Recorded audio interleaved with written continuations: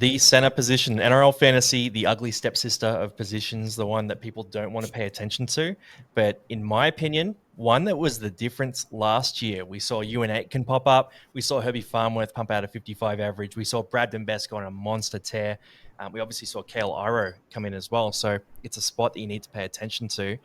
And we've got some very different top fives to talk through today, Biz. How you feeling? I'm feeling good. I originally was going to load up at center, and then I was going to go cheap at center. And now seeing the last week of trials listed, I am now not sure. So hopefully by the end of the discussion, I'll hear your arguments, I'll tell my arguments, and make a call at the end of this video. Well, let's jump into center, man. I mean, our first spot is unanimous. So we both got Robert Toia in this spot. This guy screams big fantasy scores. So I'm going to hit you with some numbers here. Reserve grade averages 50 points. In the reserve grade numbers, he had 151 run meters and 7 tackle breaks a game. He also had 4 tries in those 6 games of reserve grade. Also throw in the trial game against first grade players in a game they lost quite handsomely as well. 118 meters run, 6 tackle breaks, and very surprisingly, 20 tackles with no misses. This feels pretty clear cut, and I feel like he's going to be earning himself around one spot. Yeah, I think Robbo's come out and said that he expects him to play a lot more this year and be named in round one. I actually think it's the other centre spot that is a bit of a toss up right now. I think Billy Smith plays the other side if he's fit. So out of the two Roosters boys who everyone's got in their team, I think Robert Toya is the guy. Like that great pedigree, and I love seeing a centre who can score in all those categories. Like Oh usually, if yeah. there's 6 tackle busts and 118 meters, and I think he played about 60 minutes. Mm-hmm. 20 tackles is elite to see. If you compare that with Mark, I never No, try. I I'm need not. to ask. I'm not, I've been I'm practicing. not ready to say the name. Yeah, thank you. Yeah. He made 2 tackles and missed 4 or something, Mm-hmm. something like that. Like, a coach is going to like reward the 20 tackles no miss, and I think he's just going to be. Look, the job security isn't great, so I don't know if I trust him to be one of 2 starting centers. I think he's a great third center. Mm-hmm. So he's my first pick center as my third center, if that Mm. makes sense. Like Okay. I'm See, I'm not starting him he. right now as it stands. Yeah. Well, I'll start. Mm. I'll start him, but Yep. I'll make sure I have a third Yeah. Yeah. reliable center in You case gotta. it goes wrong. So on paper, I think he'll be my third center, Mm-hmm. but one I think, especially if there's good matchups, I will play him. Red hot, man. Red hot. This is where it gets different too. So 2, 3, and 4, we will have different players here. I'm going to throw to you for your second pick.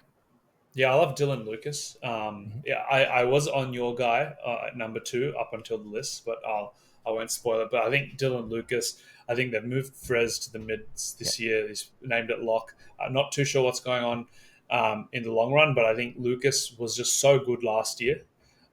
He was just probably one of their best forwards. Yep. He's already kind of broken out. He just looks. He's got all the sorts of international origin rep Mm. footy about him.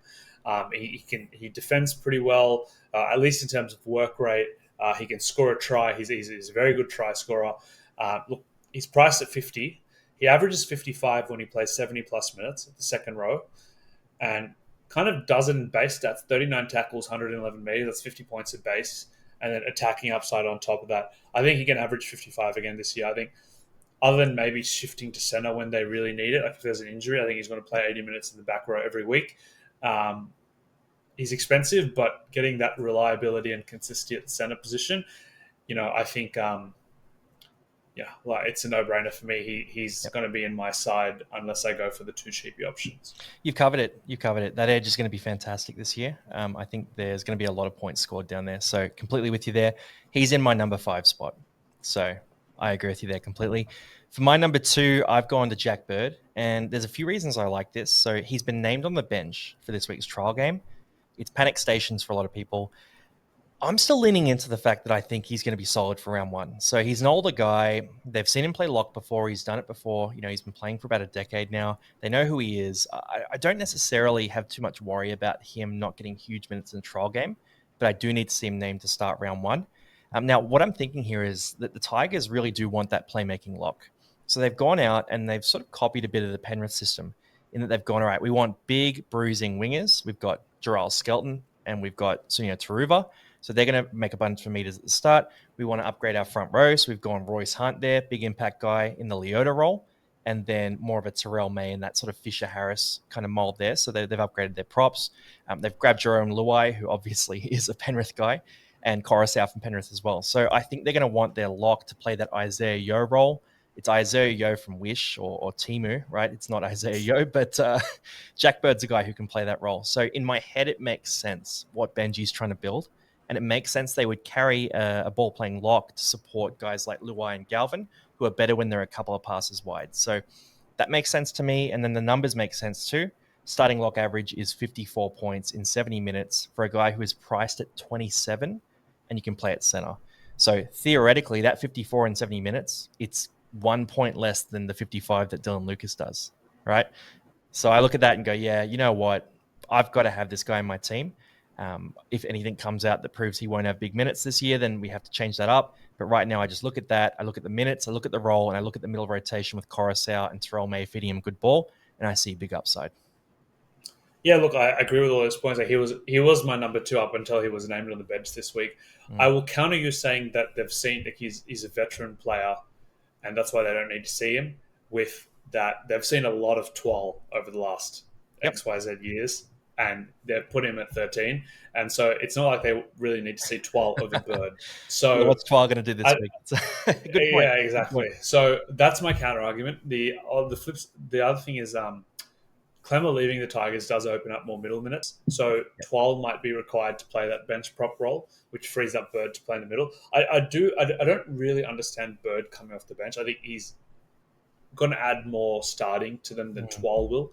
I think Twal is the good type of guy that you just kind of get reliable bench minutes from him. Like, he's not moving the needle either way, up or down. For you, is just soak up meters, soak up tackles. Good on you. But I just don't. If Bird's named on the bench, I'm off him. But I think if he's starting in week 1, he rockets back to my number 2 position over Lucas, and I don't mind the Toia and Bird cheap combination up front at all. I think Bird does a great job security. Like, again, they've gone out and got him, right? Again, that argument that if a team goes out and gets you is that they want you there and they want you to make you a focal point. So Bird is a great pick for me, but he's dropped out of my top 5 at the moment. But who is firming in for me? Well, no pun intended, but it's Beau Fermor at number 3 for me. Yeah. Like Fafita, he's got the bye week 1, but I love strong scoring edges in my center's positions, because center position is really hard to guess, because even like guys like Herbie Farnworth averaged 55, but that was driven off an 8-game explosion at the end of the year. Like, you can't predict things like that. Like, centers are just a lottery. Like Isaac Tungo the year before, when he averaged 50 odd, it came off like a 6-game explosion. Like, even if you have them the whole year, you're probably going to get frustrated at some point and maybe trade them out, or they're not actually. It's just like a very kind of skewed statistic. Whereas I think guys like Fermor and Lucas, I think if they just play 80 minutes on the edge, they'll average 50 to 55, and they're going to hit you that most weeks. That's like their true average over the year without much fluctuation. See, I agree you'll want them at some point. I just don't want to put my money there round 1. So Lucas makes more sense to me because he's a bit underpriced. You're getting a 5-point discount on a guy that should be good this year. Beau Fermor, he's priced at what he is. So I personally don't go for those sorts of players, but I can see a team at the end of the year that I have put together that has him in at 100%. So I get your appeal. And the other thing is he's a big pod with attacking upside. So he can pop off for a big game here and there. That could potentially move the needle too. For me, I'm going a bit more discount in the 3rd spot. So Reuben Garrick is a guy who was very frustrating last year. A lot of HIAs, a lot of issues. Priced at a 43, but when you look at his full games last year, he averaged 48.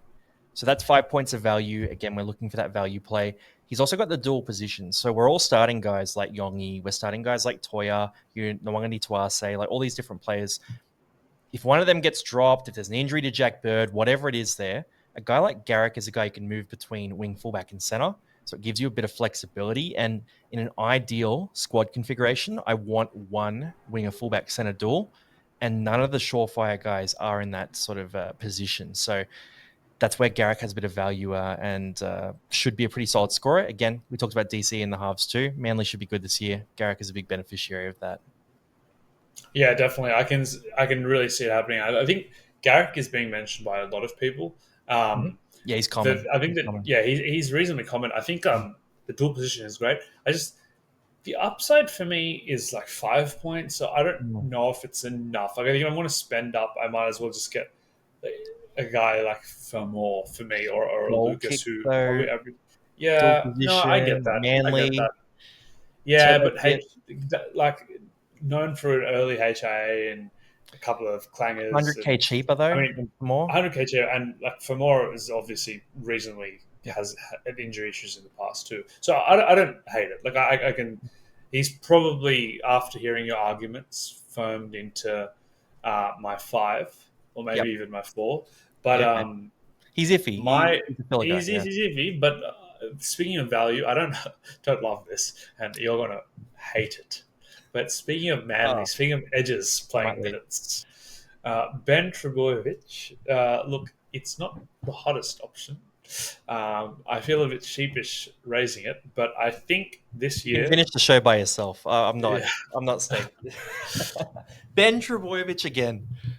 Oh, all right, all I right. don't, he's not on my side, but like he's a value option who should be relatively stable. Averages about 39 points when he plays big minutes on the edge. I think this is the year where he's trained at the preseason, trained at edge in the preseason. Yep. They've hyped him up that he's had a big preseason and he's playing really well. Like previously, I felt that he's just really getting off on the Trebojevic name, but this year it feels like they've hyped him up. He's played really well. Um, Look, Lawden's gone, who was taking Mhm. minutes from him last year. I think Burbo plays 70 to 80 minutes this year, and he's priced at about 31. I think if you're buying Garrick for a 5-6 point discount, dual position, then why not buy Burbo, who you're maybe getting 7 to 10 points of discount, Mm. cheaper, and also dual position? So there you go. There's Everything you've my just number said, four. like every single thing you've just said, is the case for Kelma Tuolangi, but he has the better job security. So Kelma is priced at 31 for 20k, so 5k different. Averages 39 as a starter in a team that should improve this year, but Burbo's available at center. So as a pure stat case, I can't pick a hole in any of it. They got rid of Schuster. They got rid of Lawton, like you said. Probably not many minutes being stolen, if any at all. It just feels ugly to look at. That's the only thing. 39.7 average in Mm. 80 minutes last year in the second row. Bit of Price attacking 31. upside. If they carry a utility on the bench, then I'd be more interested, right? Because the problem is he's that first drop for center, and there's an injury in the Manly back line basically every week. You know, Jason Yeah. Saab goes down a bit, Kohler Yeah. goes down when I buy him. Garrick, Yeah. When you buy him. Yeah. HIA, Turbo, Yeah. like, Yeah. yeah, there's all these guys, right? So that's my concern. If there's a utility Yeah. there, I'll pay that one. But he's not in my Yeah. five right now. I think Hopewadi might be the 14, right? If he doesn't make the starting Yeah. five. Like if it's Talau, Saab, Garrick, There's and talk he'll be Kohler. on the wing, Hopewadi, Well, which then is whoever devastating for misses Talau. out, yeah, well, Talau could be the 14 then. So I would good for personally Bobo. move Talau to 6. I reckon get his hands on the ball. No. I would move Cherry Evans to the bench and Yeah, blood the next 7 for the Tommy Seagulls. Talau. Well, you can Yeah. move Talau to any position, really. You know, put him at fullback and move Turbo to center. I think Move that's Jazz out. yeah. Get him at 9 so Okay. he touches the ball every play. Yeah. Just tell him run the ball every time. No, look, I'm going to go a different way here. So you've gone, look, Burbo. I see the appeal. I've got a guy here, and I was hot on him when the game opened, and I have cooled every day since. So Bradman Best. Now, Bradman Best, he's priced at a 43, very similar case to Reuben Garrick. Averages 48 in 4 games last year, so that's 5 points of value. The other thing is we've seen a bit of a rise from him. So he had that 48 average last year. The year before it was 42, and the year before that it was 35. So what we've seen is basically 7 to 8 points of increase each year. What we also saw was from round 6 onwards last year when he played full games, he was a 57 average. Not a small sample size at all. From round 6 onwards, he was a 57 average. Pumped out some absolutely massive games. So when you're looking at a Bradman Best type, the appeal there is that you pick him on a hot run, and the Knights have a fantastic run of fixtures to start the year. Now, the concern is, round 4 bye, if you have too many Newcastle players, you're going to be in a tough spot. But at 582K and with that 100 plus upside, if I'm looking at players who could potentially win me fantasy this year, Bradman Best is well within that picture. Yeah, that run to start the year is as good as it gets, and he's a guy that could start the year on like a 65 average. Like, he's not going to end on a 65 Or a average. 20. Pretty good. Yeah, yeah. Last year he started with Well, a I mean, like, 24 first 5 weeks. yeah, agree. But I just think on that run, I think the way the Knights, like, Best is now come into second best player on that roster territory, behind Ponga. So I think he was kind of a fringe guy before, but now he's like a certified Origin talent. They'll get in the ball. Like, he'll be more consistent this year. I think. Definitely, if you're going to get Best, I think you got to start with him because his hottest run is right at the start of the year. Yeah. So you might as well run him at the start. So I really like that one. Yep. My number 5 is look, it's probably Best, but to be a bit different here. Like, the other guys I'm split on is a couple of Cowboys. I don't mind Zach Labour if he comes back fit and makes the team. Okay. And then if not, Jackson Purdue as a potential cashy. I just think that look. With the other cashy option, we talked about Toya at length, but Tamale, I think people are really expecting him to. He's going to start round 1, most likely, with Albert Hopewade missing the Vegas game for the birth of his child. But Hopewade was one of the best players in the trial, and Ricky loves him. So I don't know if Tamale gets that spot over him round 2. And at that awkward 300K price, I'm kind of falling off it. So I think I would love a bit of Labour if he was going great guns last year before his unfortunate injury. I think if he's come back fit for week 1, I think I'll have him in my side. Otherwise, Purdue is a potential cash cow option. So that was a kind of trashy answer. I wasn't giving you here nor there. I mean, truly, it's probably Bradman Best because I like that run. But these are going to be one of them. Will pick out as my 5th. Yeah, Purdue is a bit dicey as a scorer, but he's minimum price, so I think he's in my side as well. Your layback case makes sense. I'll throw a few other guys in. I've seen some teams with Isaac Tungo in them, and he's a guy who, the last 2 years was a 49 and a 42 average. He's coming in at about 500K this year, so pretty cheap.